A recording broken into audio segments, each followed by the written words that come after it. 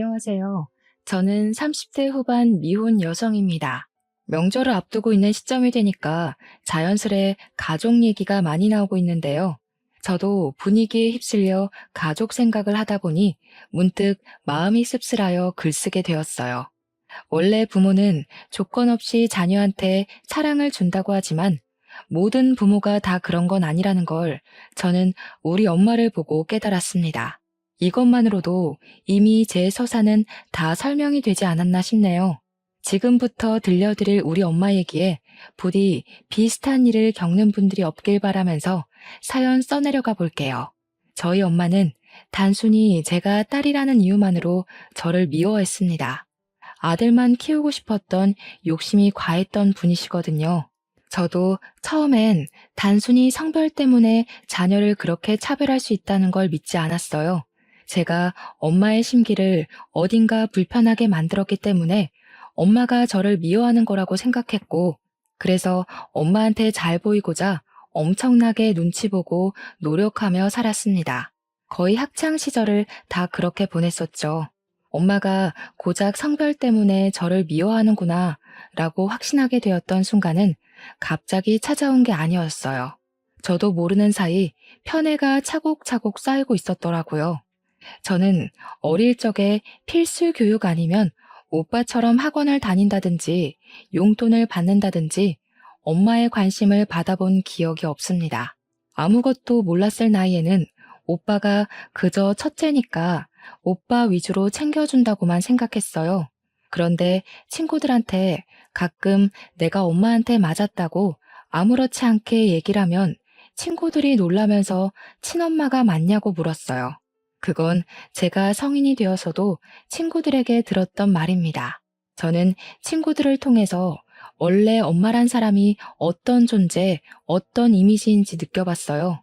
아예 모르고 평생 모르다가 죽는다면 엄마가 이렇게까지 밉지는 않았을 것 같네요. 어쨌든 저는 사회적 시선이 트이면서 저희 엄마가 잘못된 사람이라는 걸 확신하게 되었죠.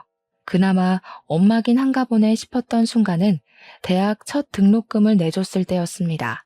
물론 그 이후엔 제가 벌어서 등록금 메꿔야 했지만 엄마가 유일하게 저를 위해서 의무적으로 하지 않아도 될 부분을 지원해 준 거였어요.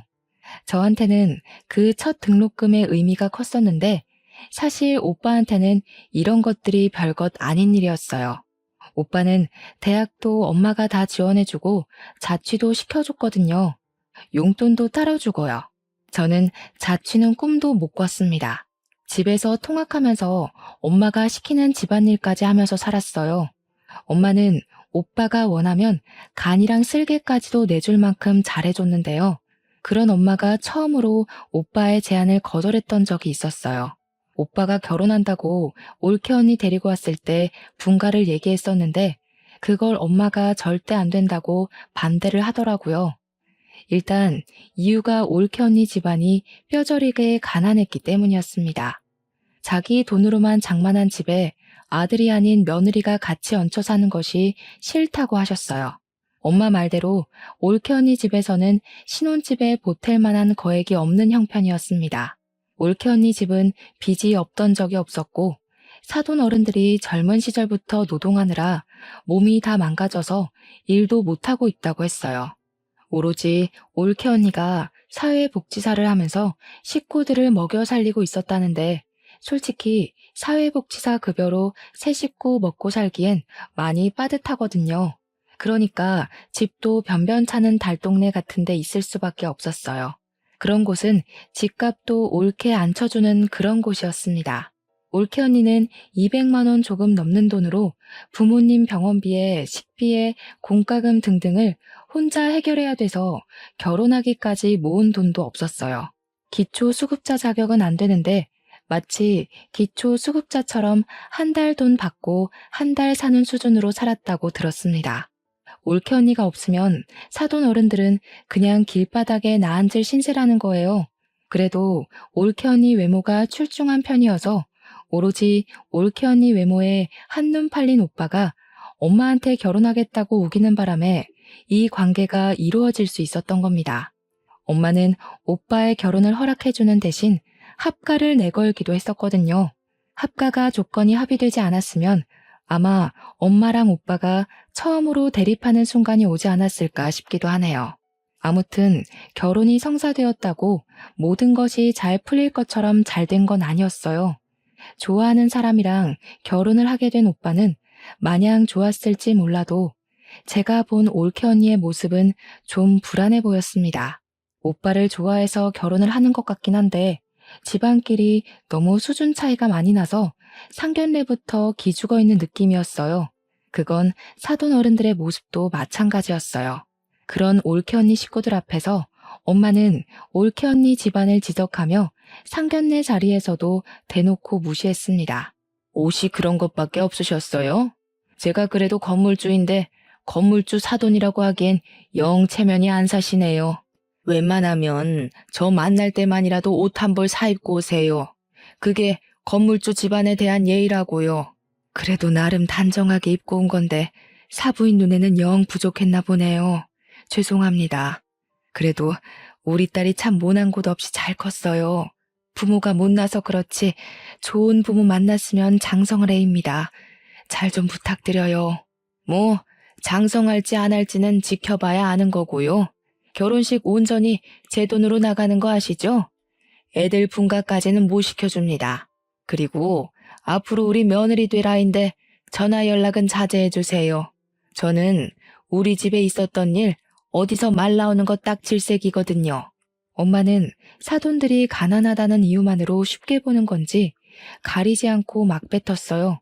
누가 들어도 기분 상할 말이었는데 사돈 어른들은 절대 티를 내질 않았습니다. 딸을 위해서 참는 것 같았어요. 그나마 오빠가 작작하라고 말려서 엄마가 더한 수위를 넘기지 않을 수 있었습니다. 참고로 아빠는 자동차 관련 업체를 운영했었는데 일하다가 부득이한 사고를 당해서 돌아가셨어요. 제가 어릴 때 일이라서 잘 기억은 안 나는데 아빠가 워낙 미래에 대한 대비가 철저한 분이라 노후를 대비해 건물 한 채를 관리하고 있었다고 들었습니다. 안타깝게도 아빠가 돌아가시고 나서 그게 엄마 앞으로 상속이 되었는데 엄마는 그렇잖아도 계모 같은 성격을 건물주가 되자 더 군림하며 행동하였어요. 아무튼 저는 원래 용돈도 없었지만 엄마한테 달라고 구걸하느니 진작에 용돈 생각 자체를 포기했었습니다. 성인이 되고부터는 제가 아르바이트를 하면서 스스로 용돈벌이를 해나갔어요. 올케 언니가 제 예상대로 정말 착한 사람이었는데 저희 집에 올케 언니 들어오고 나서 제가 위로를 좀 많이 받았어요.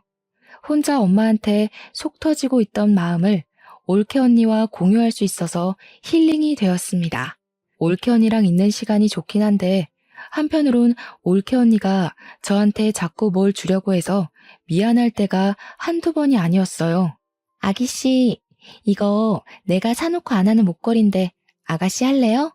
아가씨 목이 길고 하얘서 잘 어울릴 것 같아요. 언니, 저번에도 챙겨주시더니 또요? 저야 좋긴 한데 저 진짜 살면서 가족한테 관심 받는 거 처음이에요. 저 챙겨주는 사람 언니밖에 없어요. 처음엔 저도 모르게 착한 올케 언니에게 더 관심 받고 싶어서 괜히 힘든 소리도 많이 하고 고민 상담하면서 위로도 갈구했었어요. 그때마다 올케 언니는 제 마음을 귀신같이 알아채고는 친언니처럼 진심으로 저를 보듬어 주었습니다. 올케 언니 덕분에 원래 가족이란 건 이런 거구나 생각했어요. 그래서 올케 언니에 대해 마음이 많이 열렸고 저도 엄마 몰래 올케 언니를 많이 도와주었습니다.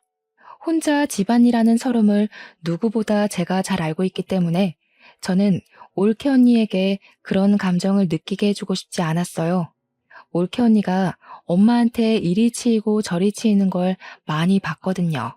엄마는 그냥 여자를 싫어하는 건지 저한테만 괄시를 했던 게 아니라 올케 언니도 그저 여자에 가난까지 더해서 심하게 미워하더라고요. 아유, 너는 가난한 냄새를 아주 달고 다니는구나. 어디 가서 내 며느리란 소리 하지 마라. 급이 안 맞아서야 원. 엄마는 저한테 그랬던 것처럼 올케 언니에게 막말을 서슴지 않되 다행히도 손찌검은 안 했고 이래라 저래라 명령질만 장난이 아니었습니다. 올케 언니가 사소하게 실수하는 것도 전부 트집 잡는 걸로 모자라 올케 언니의 살림 방식을 굉장히 싫어했어요.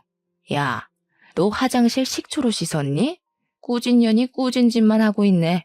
이 집에 비싼 물건들이 얼마나 있는데 냄새 배게 하려고 작정했어? 당장 환기시켜.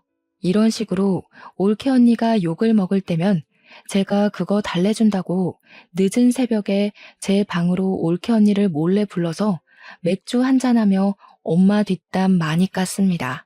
저도 저지만 올케 언니도 제가 아니었으면 이 집에서 못 버텼을 거라고 고마워해줬어요.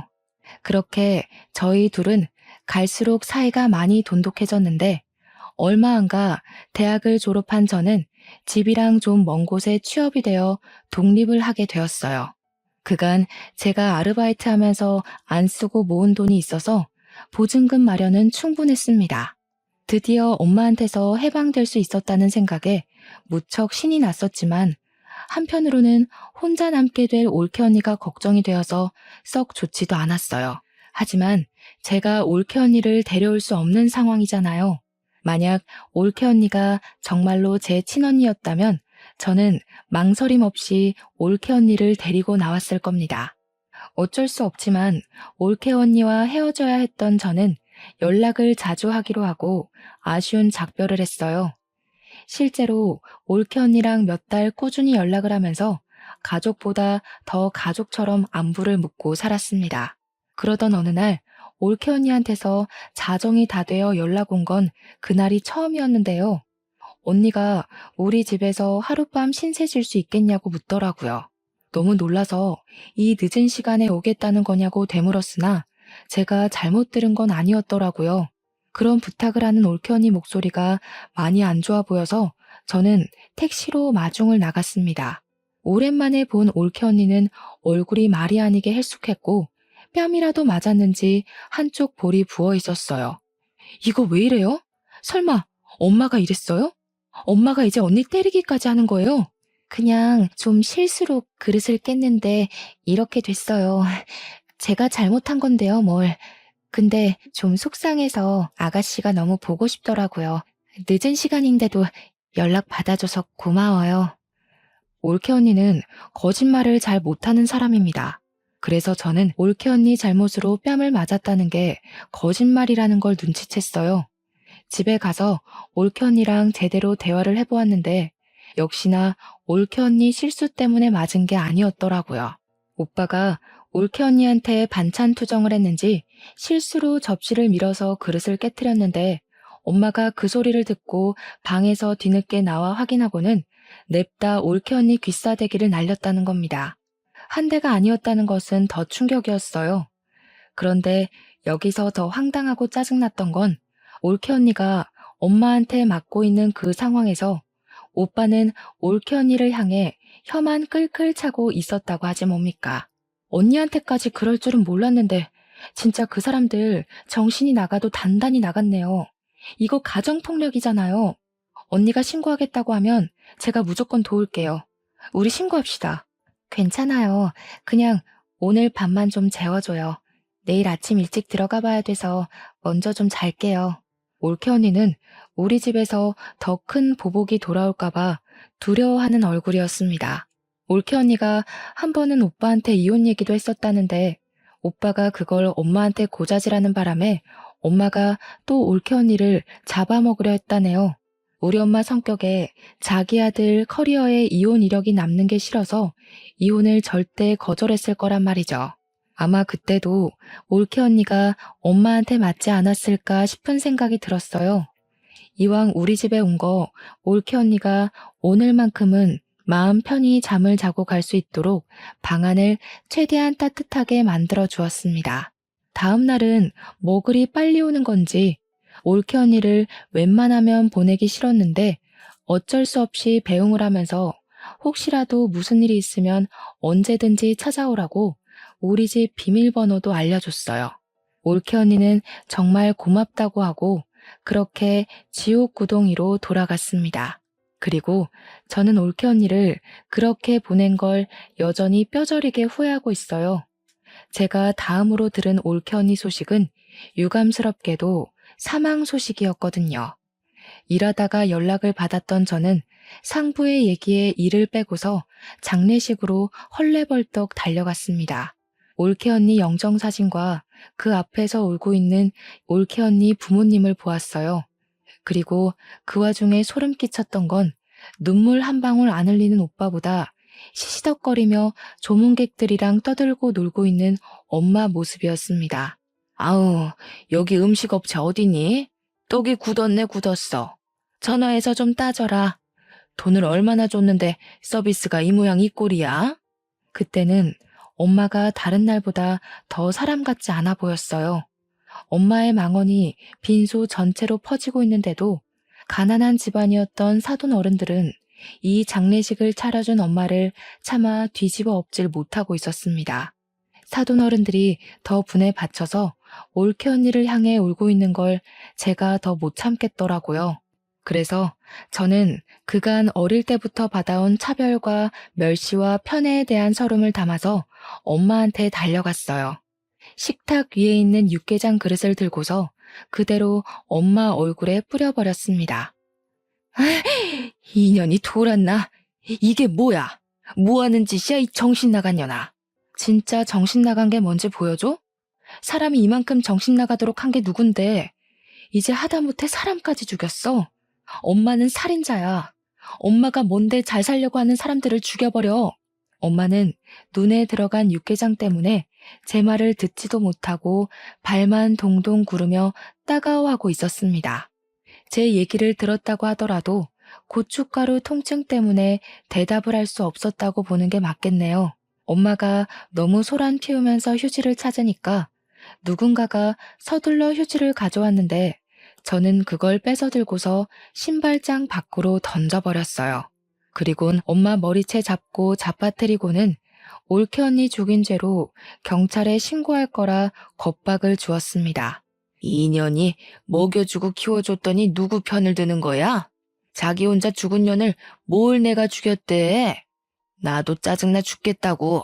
갑자기 죽어버려서 사람 돈 쓰게 만들고 말이야. 보조금 다 내가 가져갈 거니까 아무도 손대지 마. 올케 언니가 삶을 스스로 포기했을지언정 그렇게 만든 원인은 당연히 엄마랑 오빠라고 생각했습니다. 손만 안 댔다 뿐이지 올케 언니에게 엄마랑 오빠는 분명한 가해자였어요. 장례식장은 첫날부터 시끄러웠습니다. 제가 엄마를 막대하고 있자 뒤늦게 오빠가 달려들어서 저를 밀쳤는데 그대로 밀쳐지는 저를 사돈 어른들이 붙잡아 주어 넘어지진 않았어요.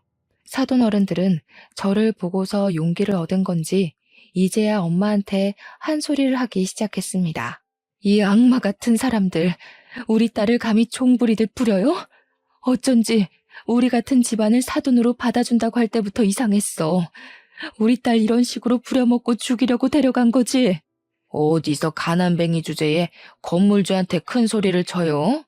아무것도 없이 쓸모없는 몸뚱이만 들고 시집 왔으면 그 정도는 감당했어야지. 세상에 공짜가 어딨어? 내가 정신 나갔다고 남의 집 거지 새끼를 애지중지하며 데리고 살겠어? 내 딸 입에 들어가는 쌀 한 톨도 아까운 마당에? 엄마는 오빠 덕분에 겨우 눈을 뜨고는 우리한테 삿대질을 하면서 망언을 퍼부었습니다. 그러면서 자기가 차린 장례식장이니 당장 꺼지라고, 아니 올케 언니 장례식 여기서 정리하자고 난동 부리기 시작했어요. 결국 보안 직원 오면서 상황은 정리되었습니다. 보안 직원 지키고 있는 가운데 올케 언니 장례식은 3일을 겨우 보낼 수 있었어요. 엄마랑 오빠 때문에 올케 언니 앞에서 마음 터놓고 울어보지도 못하고 완전 냉전 상태로 장례식을 마무리했습니다. 저는 이대로 올케 언니를 억울하게 보낼 수 없었어요. 끝까지 잘잘못 모르는 악마 같은 제 가족을 벌 주고 싶었습니다. 저도 그만한 도전을 해볼 수 있는 직장인이었으니까요. 가장 먼저 찾아간 곳은 바로 우리 집이었어요. 언니의 물건이 다 그 집에 있으니까 들어가기 끔찍한 그곳을 제 발로 찾아갔습니다. 아이고, 가난뱅이 자식 납시었네. 네가 거기서 감히 남의 집 사람들을 옹호해? 이제 너는 내 딸 아니야. 내 집에서 당장 나가. 내가 언제 엄마 딸이었던 적은 있어? 자식이라고 낳았으면 조건 없이 당연히 해줘야 되는 의무 말고는 엄마가 나한테 뭘 해줬는데? 대학 등록금 한 번 내준 거? 그건 엄마가 자식한테 해주는 지원이 아니라 내가 엄마 뒤치다꺼리한 비용으로 받은 거지. 엄마가 나한테 뭘 해줬다고 생각하는 것만큼 나도 엄마한테 똑같이 해주느라 힘들었으니까 그딴 걸로 생색낼 생각 마. 그 뒤로도 엄마가 제게 시비를 걸었는데 그냥 무시해버렸습니다. 저는 오빠가 출근하고 없는 방으로 들어가 올케 언니 물건을 뒤졌어요. 그런데 감쪽같게도 올케 언니 물건이 없더라고요. 설마 벌써 내다 버린 건가 싶어 불안감이 엄습해 왔습니다. 당장 엄마한테 가서 올케 언니 짐 어쨌냐고 따졌더니 엄마가 콧방귀를 끼대요. 아, 그 꾸질꾸질한 옷들? 저 방에다 처박아뒀다. 갖다 버리려다가 내 손 더러워질까봐 놔뒀는데 얼른 좀 치워버려. 괜히 돈 빼먹는 귀신이라도 붙을라.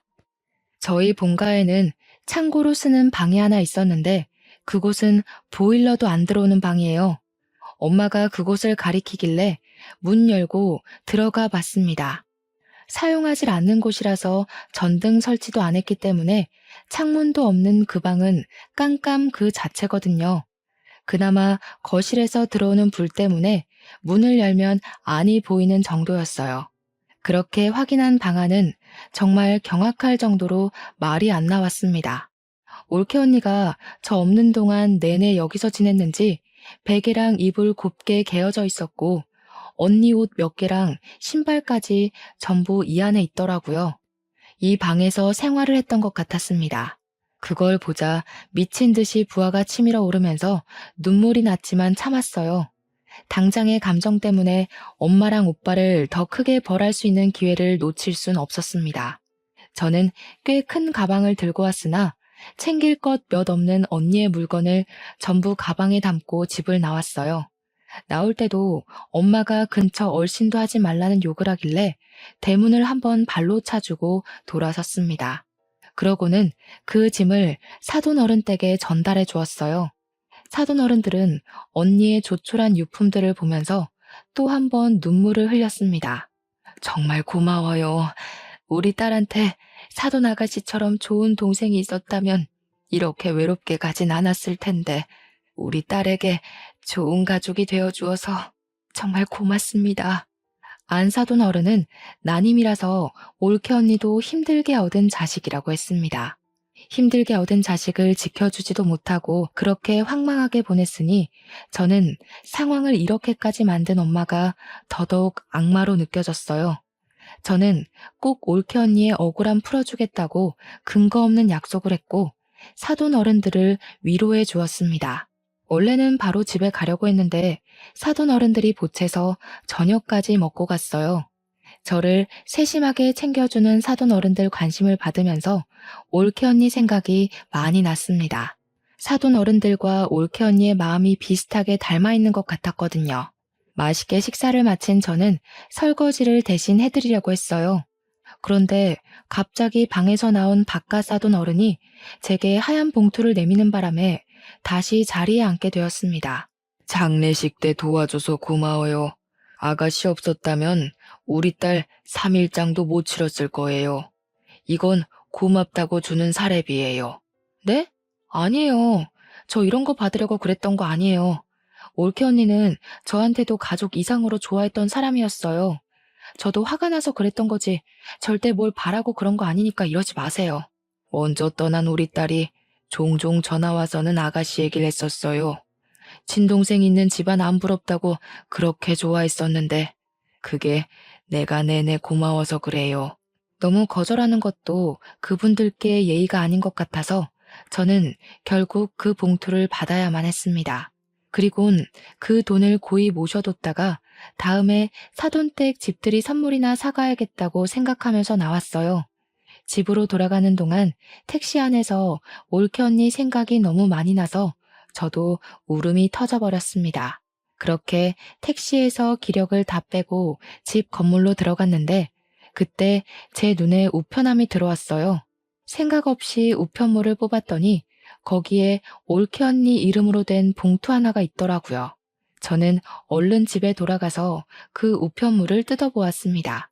거기엔 웬 USB 하나랑 언니 휴대폰, 병원 진단서, 그리고 언니 유서로 보이는 편지가 있었어요. 내용에는 제게 고맙다는 내용과 엄마랑 오빠가 언니를 어떻게 괴롭혔는지 폭행 장면, 폭언 녹음도 있었습니다. 그리고 중간에 언니가 가출한 것으로 예상되는 녹취도 담겨 있었어요. 가출을 했으면 쭉 도망칠 것이지 왜 며칠만 나갔다 온 것일까? 그게 좀 궁금했는데 그 내용은 따로 설명이 없었습니다. 어쨌든 집으로 돌아온 올케 언니는 다시 시작된 괴롭힘에 괴로워서 결국 스스로 안 좋은 쪽을 선택한 것 같았어요. 그 사실은 언니가 남긴 이 우편물들로만 봐도 정황이 확실한 부분이었습니다. 그리고 유서에는 좀 충격적인 사실이 적혀 있었는데요. 그 안에는 보육원 주소가 적혀 있었고 그게 올케 언니 아기라는 내용이 담겨 있었어요. 오빠의 자식이 맞지만 올케 언니가 일부러 가족들에게 임신 사실을 알리지 않았다고 합니다. 그 문구를 보자 올케 언니가 어느 날을 기점으로 부쩍 살이 오른 걸 본 적이 있었는데 그게 임신 때문이었나 싶은 직감이 왔어요. 그 당시 제가 올케 언니에게 몸매 변화에 대해서 물은 적도 있었거든요. 요새 살기가 편한가 식욕이 자꾸 오르네요. 아무래도 살 좀 빼야 될 것 같죠? 아가씨는 어떻게 그리 날씬하고 예뻐요? 그땐 올케 언니가 제가 묻는 말에 능청스럽게 대답하고 주제를 돌리길래 전혀 눈치를 못 챘습니다. 근데 그게 임신 때문이었다니. 그렇다면 녹화 장면에서 가출을 한 걸로 보이는 그건 출산을 해야 했기 때문이었나 하는 생각이 들었어요. 엄마랑 오빠는 원래 언니한테 관심이 없었으니 언니가 저한테 그랬던 것처럼 능청스럽게 변명을 했다면 그들은 그냥 곧이곧대로 언니가 살이 쪘구나 그렇게 믿었을 겁니다. 그러니 올케 언니 임신 사실은 당연히 몰랐겠죠. 아무튼 편지에는 올케 언니가 자신의 아기를 부디 엄마랑 오빠한테 알리지 말아달라는 부탁이 적혀 있었어요. 오빠와 엄마의 인성을 알면 저 같아도 그랬을 것 같긴 합니다. 그리고 올케 언니가 써놓은 문구 중에는 아들이 아닌 딸을 임신해서 두려웠다는 말도 적혀 있었는데요. 아이가 핍박받고 자랄 게 겁이나 식구들에게 비밀로 하고 보육원에 맡길 수밖에 없었다는 뉘앙스가 있었어요. 자신의 자식도 제대로 안아보지 못하고 죽을 준비만 했을 언니의 마음이 얼마나 썩어 문드러졌을지 굳이 눈으로 확인하지 않아도 알 것 같아서 너무 속상했어요. 그렇게 착한 언니는 이렇게 가면 안 되는 사람이거든요. 아이랑 같이 행복하게 살 자격이 있는데 왜 우리 가족이랑 연이 되어서 이렇게 생을 마감해야 했는지. 우리 언니를 망쳐놓은 것이 제 엄마랑 오빠라는 게 정말 끔찍했고 누군가를 해코지하고 싶단 마음이 처음으로 들었었어요. 언니의 편지 마지막 멘트에는 저한테 미안하고 고마웠다는 말까지 있었는데 그 진심 어린 말에 저는 정말 많은 죄책감을 느꼈습니다. 언니가 쓸쓸한 선택을 하도록 신경을 못 써준 게 너무 미안했고 쓸쓸하게 떠나는 순간에도 옆에 있어준 사람 하나 없었다는 것이 너무 미안했어요. 저의 슬픔은 오빠랑 엄마를 향한 분노로 변질되어 커졌습니다. 일단 저는 급히 아이를 찾으러 보육원을 먼저 갔어요. 그곳에서 올케 언니가 맡긴 갓난 여자 아기를 만났습니다. 다행히도 언니 딸은 개 같은 오빠를 닮지 않고 하얗고 예쁜 언니를 닮았더라고요. 이 예쁜 아이를 떼어놓아야만 할 때의 언니 심정은 이루 말할 수 없을 만큼 괴로웠겠죠. 저는 아이 소식을 사돈 어른들께 알린 후 데려갔습니다. 다행히 출생신고는 되어 있었는데 조금 늦게 안 사실이지만 당황스럽게도 아이 이름이 제 이름과 같더라고요. 언니가 저를 그만큼 생각해줬다는 것 때문에 제가 얼마나 더 울었는지 모릅니다. 눈물이 나면 날수록 차오르는 분노 때문에 저는 당장 사돈 어른들에게 변호사를 알아봐 주었어요. 사돈 어른들이 올케 언니를 위한 소송을 할 수 있도록 변호사랑 같이 준비를 했습니다. 올케 언니는 아이가 있다는 사실을 밝히지 말아달라고 했지만 양육비를 뽑아내기 위해선 어쩔 수 없었고 양육비 청구 소송까지도 빠짐없이 받아낼 생각이었어요. 우리 예쁜 조카는 사돈어른이 엄마 몰래 키워주기로 했습니다. 구청에 가서 사돈들이 지원을 받을 수 있는 혜택도 알아봐줬어요. 그리고 제게 가장 중요한 소송, 그걸 자랑하려고 직접 소송장을 가지고 본가에 직접 찾아갔습니다. 근데 어처구니 없게도 집 앞에 웬 다른 아가씨가 하나 있더라고요. 엄마랑 문 앞에서 대화를 하는 것 같았는데 저도 모르게 계단 쪽으로 숨어서 그 상황을 엿들었습니다. 혹시 몰라서 몰래 휴대폰 렌즈만 들이밀어 영상도 촬영했죠. 어쩜 이리도 착할까. 우리 아들이랑 너무 잘 어울리는 한 쌍이다. 이제 뭐 필요한 거 있으면 이 시애미한테 얼마든지 말해. 그리고 앞으론 무겁게 한우 같은 거 사들고 오지 마. 귀한 우리 며느리 손 상할까봐 내 마음이 조마조마하다. 아주 기가 막히지 않습니까? 엄마는 올케 언니 떠난 지 얼마나 됐다고 그새 다른 아가씨를 구해서 오빠 재혼을 준비하고 있었어요. 저는 바로 소송장을 감추고 그 아가씨랑 엄마가 대화를 끝내고 엘리베이터 쪽으로 나올 때까지 숨어서 기다렸습니다. 한 20분 대화가 이어졌을까 둘이서 사이좋게 인사를 나누고 현관문이 닫혔어요. 아가씨가 엘리베이터 쪽으로 오길래 저도 그제야 제 모습을 드러냈습니다. 제가 먼저 아는 체를 했더니 아가씨가 당황하면서 저더러 누구냐고 묻더라고요. 1001호 집안의 딸이에요. 보아하니 저희 오빠랑 결혼 준비하시는 것 같은데 저희 엄마가 엄청나게 꼬리치고 있는 거 보니까 좀 잘 사시는 분인가 봐요. 네? 어머님이 외동아들 하나 있다고 그랬는데요. 누구신데 뜬금없이 나타나서 그런 말 하세요. 알지도 못하는 사람을 왜 상대해줘야 하는지 모르겠네요. 비켜주세요. 긴 말 안 할게요. 저희 오빠랑 결혼하지 마세요.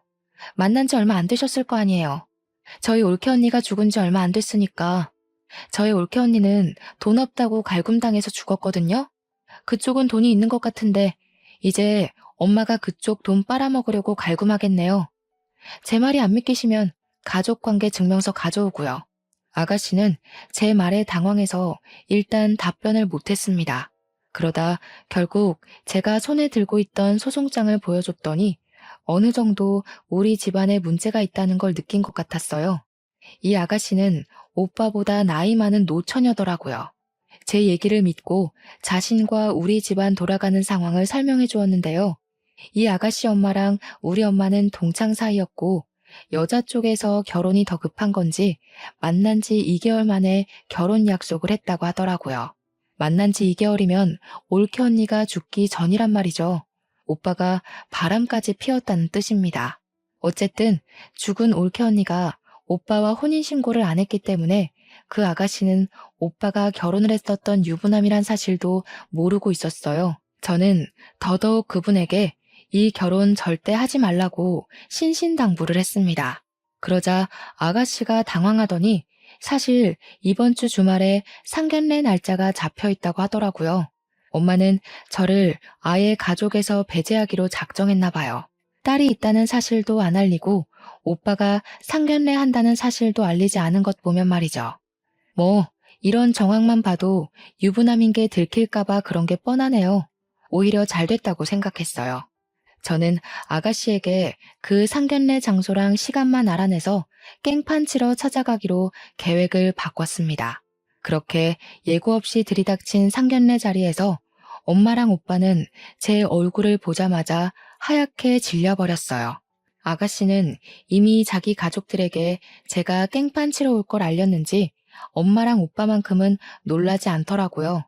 저는 가져온 소송장을 아가씨 식구들에게 전부 보여주었습니다. 그리곤 당신 딸이 만약 이 결혼을 한다면 죽은 올케 언니 꼴 날 거라고 낱낱이 알려주었어요. 그리곤 오빠가 혼인신고는 안 했을지언정 사실 결혼을 한 유부남이라는 사실도 밝혀주었습니다. 심지어 올케 언니가 시모의 갖은 핍박과 폭언에 더 이상 살고 싶지 않아 스스로 목숨을 끊겠다는 내용의 비디오 영상까지 보여주었죠. 그곳에는 엄마가 올케 언니를 함부로 대하는 장면이 노골적으로 담겨 있었어요. 근데 여기서 돌아가는 상황을 알고 보니 아가씨 집에서 이미 엄마한테 명품백을 몇 개 해줬나 보더라고요. 게다가 엄마가 건물주 신분을 내세우면서 예단비로 1억까지 요구한 상태였고요. 새 사돈 되시는 분은 저렴하기 짝이 없는 엄마의 행실에 결국 화를 참지 못하고 자리에서 일어났습니다. 그리곤 식탁 위에 있는 따뜻한 차를 엄마 얼굴에 뿌려버리는 거 아니겠습니까? 우리 딸이 어제 그런 말 할 때는 그래도 동창이니까 네 말을 믿었어. 근데 이런 시궁창 과거를 속이고 감히 우리한테 돈까지 바래? 우리 딸은 또 뭐라고 괴롭히면서 죽일 작정이었니? 네 아들보다 나이 많다고 종살이 시킬 생각이었어? 화딱 지나서 못 참겠네. 너 내가 고소할 테니까 두고 봐. 알고 보니 오빠 재혼에 필요한 예식장과 신혼집에 들어갈 가전제품, 신혼집까지 전부 다 아가씨 집안에서 돈을 다 대준 거더라고요. 마치 올케 언니가 우리 집 올 때 우리 집에서 신혼살림 다 대준 것처럼 말이죠. 뭐 올케 언니는 분가를 한 게 아니니까 사실상 그렇게 뭘 많이 해줬다고도 못해요.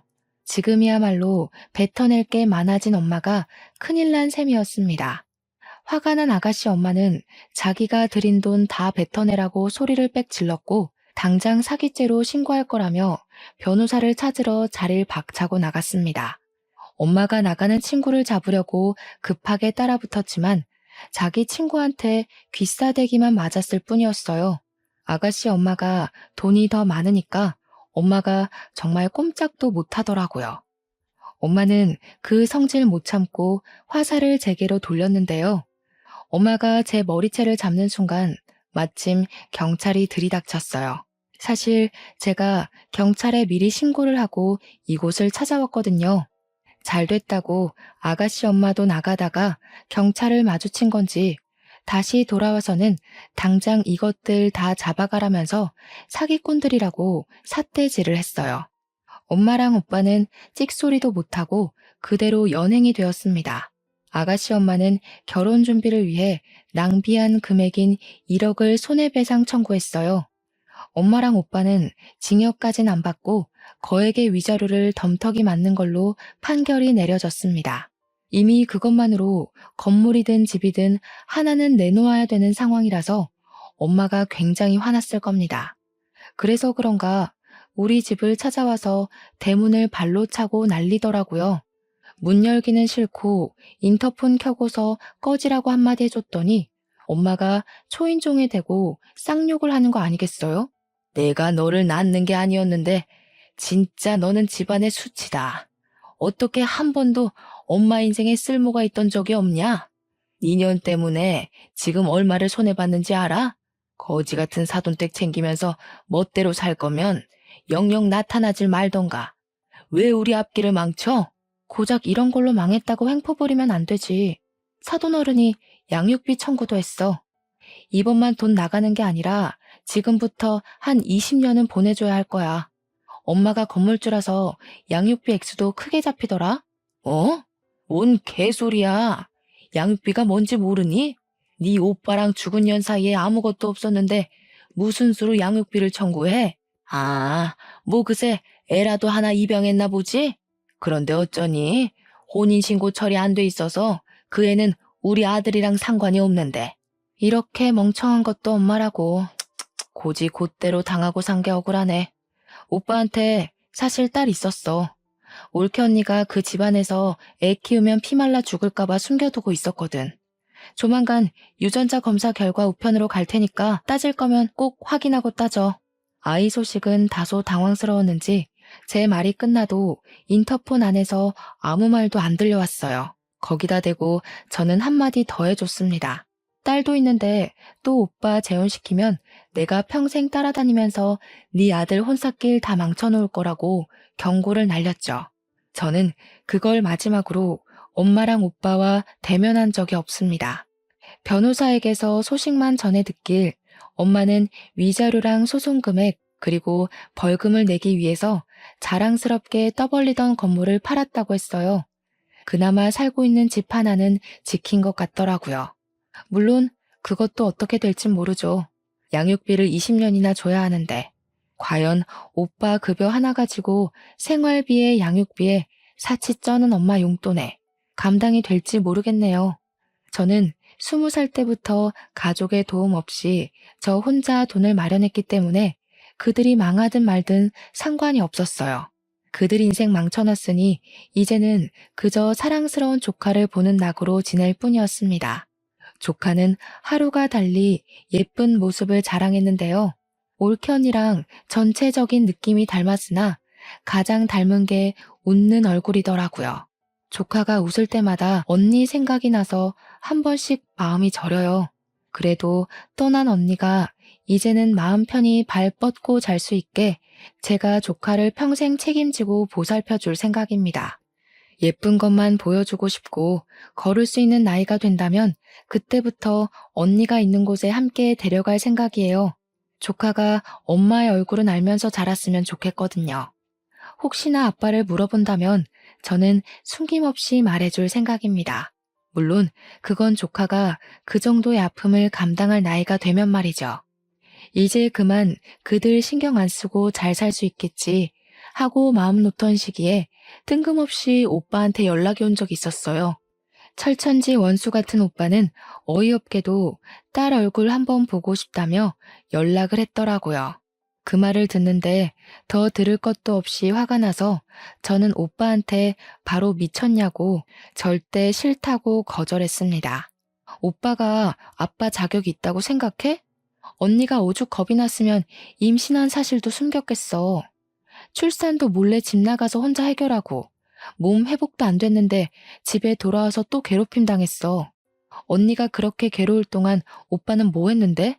오빠는 엄마랑 뭐 다를 거라 생각해? 오빠는 그냥 조카 양육비만 다달이 보내면 돼. 그게 내가 오빠한테 봐줄 수 있는 유일한 아빠 노릇이야. 오빠는 제 경고에 아무런 말도 하지 못했습니다. 그제야 자기도 잘못한 걸 뼈저리게 느낀 건지 다행히도 성실하게 양육비를 보내주곤 있어요. 만약 안 보낸다면 제가 또 가만히 있지 않을 겁니다. 엄마는 여전히 반성도 없어요. 오빠가 가끔 문자로 엄마 감당하기 힘들다고 연락이 오는데 엄마가 정신 나가서 그런가 이젠 아들한테도 성질을 부리나 봅니다. 저러다가 그나마 있는 아들 하나한테도 버림받아봐야 정신을 차리는지 모르겠네요. 제가 조금 더 빨리 철이 들고 사회에 대해 잘 알았더라면 올케 언니를 우리 오빠랑 결혼시키지 않았을 텐데 이건 아마 제 평생의 후회로 남을 것 같습니다. 그 사실 때문에 사돈댁에 더 자주 찾아가긴 해요. 마치 본가를 찾아가듯 마음 편한 걸음으로 주말에 한 번씩은 갑니다. 조카가 좋아하는 인형이랑 용품들 챙겨가고 사돈어른들 옷도 몇 벌씩 선물해주고 있어요. 제 급여가 떵떵거릴 만큼 많은 건 아니지만 용돈을 딱히 쓸 데도 없고 또 사돈댁이 제게는 본가 같은 기분이 들어서 그렇게 하고 싶더라고요. 사돈 어른들도 제게 더는 존댓말을 하지 않아요. 정말 딸처럼 이름을 불러주면서 제 생일까지 기록해놓고 챙겨주신답니다. 이런 게 남들 다 누리고 있는 가족 사이라면 저는 아마 사돈댁과 계속 이런 연을 이어갈 것 같아요. 비로소 소중한 사람들과 화목하게 사는 것이 무엇인지 느끼고 있는 요즘입니다. 글이 길었죠. 변변찮은 내용이었을지 모르겠지만 긴 글 들어주셔서 너무 감사합니다. 날이 많이 따뜻해졌는데 우리 모두 가족들과 나들이 다니면서 소중한 추억 많이 만듭시다.